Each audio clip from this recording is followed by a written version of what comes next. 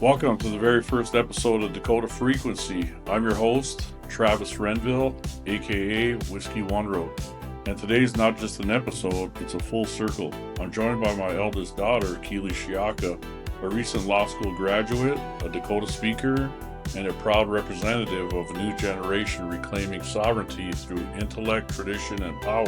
Dakota Frequency, I wanted to really structure around free thought from a Dakota lens, blending science, sovereignty, storytelling, and really the spirit of Dakota and Native American people, actually.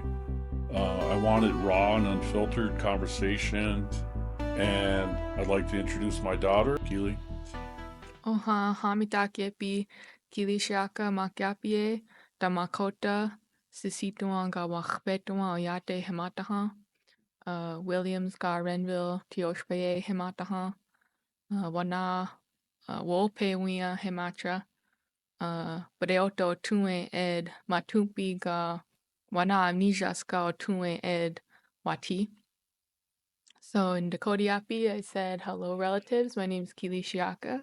I come from the Williams and Renville families from Sith and Wapton, and I was born in the village of Many Lakes, also known as Minneapolis, and right now I live in the village of the White Bluffs, or St. Paul, and I just finished my law school education and got my Juris Doctor, so I can call myself a wóuŋspewiŋ, or woman of the law.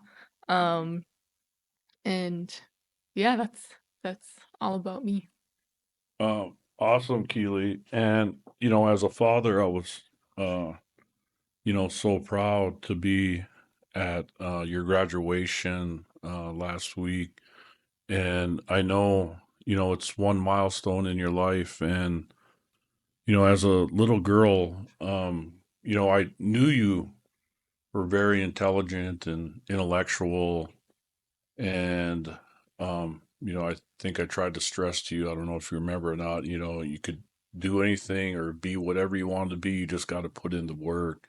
And that graduation and you getting your Juris Doctorate was a culmination of all that hard work you put in. And, it's a real credit to you and to your mother and your brother and your family, um, for this accomplishment. And it really reflects upon our whole tribe. I heard so many people over the last month or two since I've been back home talk about your accomplishment, and we all know how much lawyers are needed in tribal government, and for really to protect tribal sovereignty, um, but also at times use it as a catalyst too, for prosperity. So I think that was something that kind of what I heard and what I was really proud of as your father.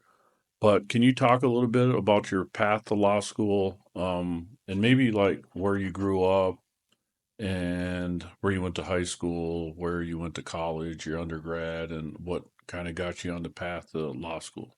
Okay, that's gonna be a long story. Okay, I didn't want to be a lawyer as a kid. It was not even on my radar. There's a lot of kids I've heard from that were also graduating who talked about, this was a lifelong dream for them, and it wasn't for me. I didn't know what I wanted to be as a young person. I wanted to be a doctor at one point, a chef, uh God, I wanted to be, in a band. I don't know, I wanted all these other kinds of things, and I just wasn't really sure what I wanted to do. Um, but my path to law school happened really organically. Growing up with my mom and my grandpa Lars, they were really the researchers of our family, and they were always the people that our larger family came to if they needed help with anything, I don't know. And so I was always kind of inspired by them, always being willing to help others. And growing up, I always really loved to read, and I was pretty good at writing. So I moved around quite a bit as a kid, went to a lot of different schools, and I went to West Side in Siston. I went to Cornelia in Edina, Minnesota. I lived in Grand Forks for a little while. I lived in Morris, Minnesota. We eventually found our way back to Edina, Minnesota, and that was a great school. And it took a lot of sacrifice on the part of my mom to keep me in that school district. But it was a great school because I was surrounded by kids that came from families, that generationally education was important to them. And, you weren't bullied for being a nerd or anything like that. Like the coolest kids were the ones who were super smart and played sports and were going to good colleges. So it was kind of a competitive school looking back, actually. And I think it did instill a little bit of competitiveness in me. I just always wanted to make sure I was showing up, doing my best. But one of the great parts of that school was the teachers, and I had a wonderful sophomore year writing teacher, and she really taught me the basics of kind of structuring your your point or your argument, I guess. And um I had kind of done well in that class, and people told me I was a decent writer, so that always kind of stuck with me. I felt confident in that area. And but in high school I was super interested in science, actually. And so when I started at the U of M Twin Cities, after high school, I thought I would go into like microbiology, and then pretty quickly realized that wasn't for me. It was, I kind of, honestly crashed and burned. When I first went to the U of M Twin Cities, it was such a big campus.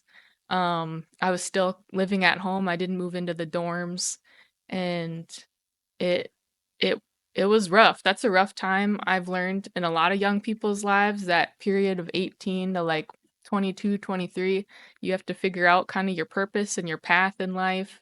And so I kind of was all over the place. I at one point transferred to the architecture school cuz I was like, I don't know, and it was rough, but I took a break from school, actually, and ended up going to a couple of like environmental protests. One of them was in Chicago, and I kind of realized like, oh, these are my people, and the people that really care about our climate and our environment and clean water. And I was starting to click in my head. I was taking a around that time an animals in society class, and it that class kind of taught us how much the land has changed since colonization and farming and all this stuff. And so it was really putting it all together in my head of like, um, just how much I cared about the environment and how everything in our society kind of comes back to a healthy environment. People can't thrive, they can't succeed if they don't have clean water, if they don't have healthy food, if they don't have clean air. And so as all that was kind of clicking in my head, Standing Rock happened. And I really, like a lot of people, just felt the call to go. There was something really spiritually powerful about that place. And so I went with a friend on a quick kind of weekend trip. It was maybe like 2, 3 days tops that we went out there, and we delivered some supplies, donated food and canned goods from the Twin Cities, drove out there. It was my first time at Standing Rock. And yeah, like a lot of people, I think it set me on this path. I realized I wanted to major in environmental studies or environmental policy, and then from that point, I eventually transferred to U of M Morris. And funny story about that, I'm third generation Morris, and that's actually why I didn't want to go there at first. I was like, nah, all my family's gone there. I got to do something different. I've already been to Morris, lived there, but it ended up being one of the best choices I made, because I had just I made some great friends there. I had a really amazing advisor that I think he was maybe the first person I told that I wanted to go to law school towards the end of my career there. And at that point, like I'd mentioned before, I had crashed and burned when I first went to undergraduate at the U of M Twin Cities. So I didn't know if that would be a barrier to going to law school, even though I'd turned everything around. But he was like, no, absolutely, you should go. You know, he also was like, you're a great writer, you're good at researching. And he put me in touch with some alumni who'd gone to law school.